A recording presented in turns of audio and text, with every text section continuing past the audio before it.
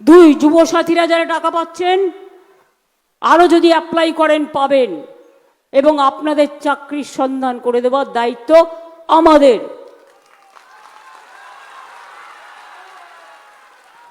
তিন নম্বর, এখনো যাদের কাঁচা বাড়ি আছে সব কাঁচা বাড়ি আমরা 1,30,00,000 করেছি, কেন্দ্র সব টাকা বন্ধ করে দিয়েছে, আগামী দিন সবার পাকা বাড়ি করে দেব।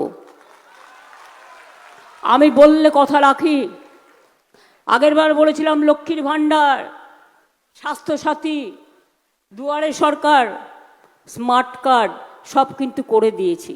আমরা করে দেখাই, আমরা মিথ্যে কথা বলে পালাই না ভোটের পর। কৃষকদের জন্য আলাদা বাজেট হবে, আমি আলু চাষিদের জন্য আরো ভাবনা চিন্তা করব যাতে তাদের জীবন প্রোটেক্টেড হয়।